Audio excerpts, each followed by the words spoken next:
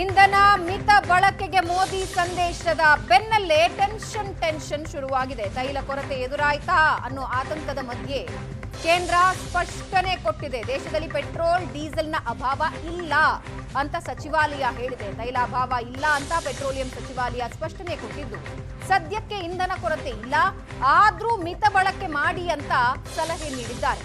ತೈಲ ವಾಹನಗಳ ಬದಲು ಎಲೆಕ್ಟ್ರಿಕ್ ವಾಹನಗಳ ಬಳಕೆ ಹೆಚ್ಚಿಸೋದಕ್ಕೆ ಸೂಚನೆ ಕೊಟ್ಟಿದ್ದಾರೆ. ಸ್ಪಷ್ಟವಾಗಿ ಹೇಳ್ತೀನಿ, ನಮ್ಮಲ್ಲಿ ಕಚ್ಚಾ ತೈಲ, ಪೆಟ್ರೋಲ್, ಗ್ಯಾಸ್ ಇದೆ. ಹಾರ್ಮೋಸ್ ನಿರ್ಬಂಧದಿಂದ ವ್ಯಾಪಾರ ವಹಿವಾಟಿಗೆ ಹೊಡೆತ ಬಿದ್ದಿದೆ. ಹಾರ್ಮೋಸ್ನಿಂದಲೇ ಪ್ರಪಂಚದ 20% ರಫ್ತು ಸಾಗುತ್ತಾ ಇತ್ತು. ಹಾರ್ಮೋಸ್ ಬಿಕ್ಕಟ್ಟು ಹಲವು ದೇಶಗಳ ಮೇಲೆ ಪರಿಣಾಮ ಬೀರಿದೆ. ಸ್ಪಷ್ಟವಾಗಿ ಹೇಳ್ತೀನಿ, ದೇಶದಲ್ಲಿ ಸದ್ಯಕ್ಕೆ ಕಚ್ಚಾ ತೈಲ ಕೊರತೆ ಇಲ್ಲ. ದೇಶಕ್ಕೆ ಅಗತ್ಯವಿರುವಷ್ಟು ಪೆಟ್ರೋಲ್, ಗ್ಯಾಸ್ ಲಭ್ಯತೆ ಇದೆ. ನಮ್ಮಲ್ಲಿ 90% LPG ಆಮದು ಮಾಡಿಕೊಳ್ಳುತ್ತೆ. ಆತಂಕದಲ್ಲಿದ್ದ ದೇಶವಾಸಿಗಳಿಗೆ ಪೆಟ್ರೋಲಿಯಂ ಸಚಿವಾಲಯದಿಂದ ಸ್ಪಷ್ಟನೆ ನೀಡಲಾಗಿದೆ.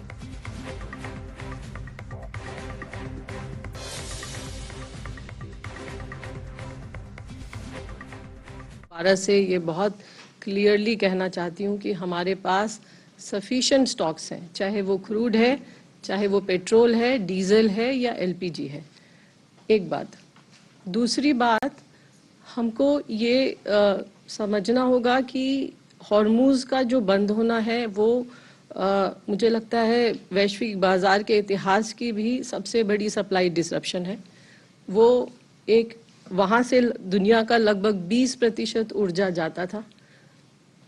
हॉर्मूज बंद होने से सभी बहुत सारे देश, और हम भी उससे अफेक्ट हुए हैं, हम भी उससे अछूते नहीं हैं, लेकिन भारत सरकार ने कई सारे इफेक्टिव स्टेप्स लिए और ये इंश्योर किया कि जो हमारा घरेलू उपभोक्ता है उसको कम से कम असुविधा के अंदर एनर्जी की सप्लाई सुनिश्चित की जा सके। ये इसलिए भी इम्पोर्टेंट है कि हमारा भी एनर्जी का, अगर we are an import dependent country, हमारा 40% क्रूड और लगभग 90% of our LPG was coming, import, 90% of the import was coming from that region. So जैसे ही ये क्राइसिस शुरू हुआ, भारत सरकार ने कई इम्पोर्टेंट स्टेप लिए। तुरंत ही LPG रिफाइनरीज को आदेश जारी किया गया कि आप अपना LPG प्रोडक्शन मैक्सिमाइज करें। घरेलू खाना पकाने के लिए LPG को प्रायोरिटाइज किया गया। इसी तरह नेचुरल PNG को भी घरेलू उपयोग के लिए प्रायोरिटाइज किया गया। ऑनलाइन बुकिंग को बढ़ावा दिया गया। इसके अलावा जो DAC आधारित डिस्ट्रीब्यूशन है LPG सिलेंडर का, ಈ ಬಗ್ಗೆ ಇನ್ನಷ್ಟು ಡೀಟೇಲ್ಸ್ ಹಂಚಿಕೊಳ್ತಾರೆ ನಮ್ಮ ಪ್ರತಿನಿಧಿ ಶಶಿಶೇಖರ್ ಸಂಪರ್ಕದಲ್ಲಿದ್ದಾರೆ. ಶಶಿ, ಮೋದಿ ನೀಡಿದ ಹೇಳಿಕೆ ನಂತರ ಸಚಿವಾಲಯ ನೀಡ್ತಾ ಇರುವ ಪ್ರಶ್ನೆ ಖಂಡಿತವಾಗಿ ದೇಶದ ವಾಸಿಗಳಲ್ಲಿ ಪೆಟ್ರೋಲಿಯಂ ಉತ್ಪನ್ನಗಳು ಮತ್ತು ಗ್ಯಾಸ್ನ ಅವೈಲಬಿಲಿಟಿ ಇದೆಯಾ ಇಲ್ವಾ ಅನ್ನೋ ಪ್ರಶ್ನೆನ ಸ್ಪಷ್ಟವಾಗಿ ತಂದಿಡ್ತಾ ಇದೆ. ಪ್ರಧಾನಿ ನರೇಂದ್ರ ಮೋದಿ ಕೊಟ್ಟಂತಹ ಹೇಳಿಕೆ ದೇಶದಾದ್ಯಂತ ಗೊಂದಲಕ್ಕೆ ಕಾರಣ ಆಗಿತ್ತು.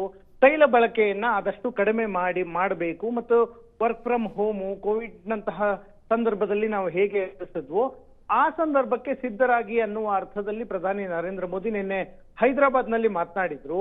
ಆ ಹೇಳಿಕೆಗಳ ನಂತರ ದೇಶದಲ್ಲಿ ತೈಲ ಬಿಕ್ಕಟ್ಟು ಶುರುವಾಗಿದ್ಯಾ ಅನ್ನುವಂತಹ ಆತಂಕ, ಚರ್ಚೆಗಳು ಕಾರಣವಾಗಿದ್ವು. ಜೊತೆಗೆ ವಿರೋಧ ಪಕ್ಷಗಳು ಕೂಡ ದೇಶದಲ್ಲಿ ತೈಲ ಬಿಕ್ಕಟ್ಟಿದೆ ಅನ್ನುವ ಅರ್ಥದಲ್ಲಿ ಮೋದಿ ಸರ್ಕಾರವನ್ನ ಟೀಕೆ ಮಾಡಿದ್ವು. ಇದಾದ ನಂತರ ಜನರಲ್ಲಿರುವಂತಹ ಸೃಷ್ಟಿಯಾಗಿರುವಂತಹ ಗೊಂದಲವನ್ನ ಬಗೆಹರಿಸೋದಕ್ಕೆ ಈಗ ಪೆಟ್ರೋಲಿಯಂ ಸಚಿವಾಲಯದಿಂದ ಒಂದು ಸ್ಪಷ್ಟನೆಯನ್ನ ಕೊಡಲಾಗಿದೆ.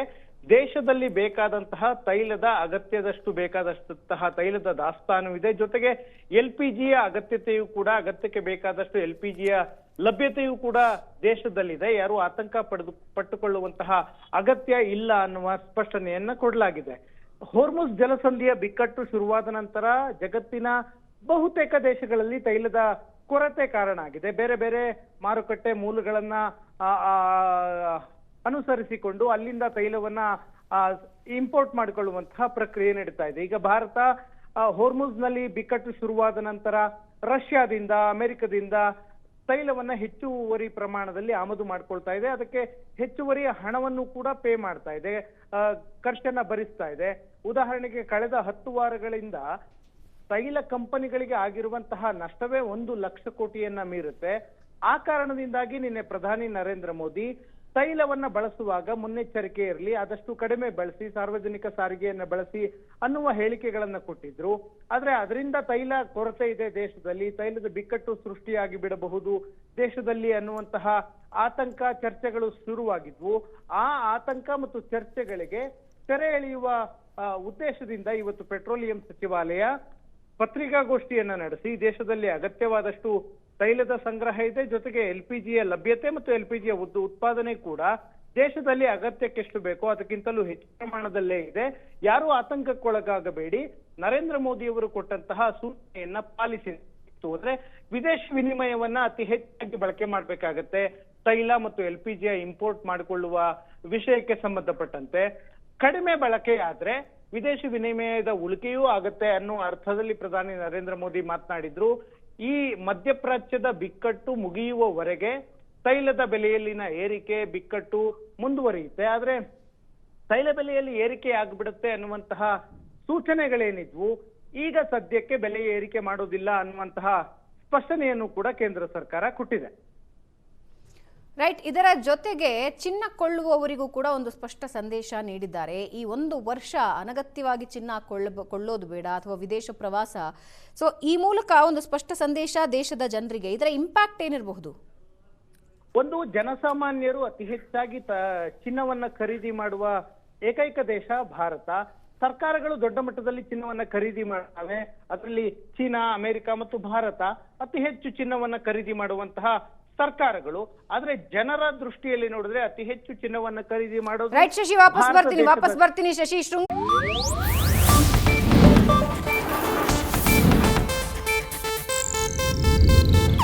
ಇದು ಏಷ್ಯಾನೆಟ್ ನ್ಯೂಸ್ ನೆಟ್ವರ್ಕ್ ಪ್ರಸ್ತುತಿ.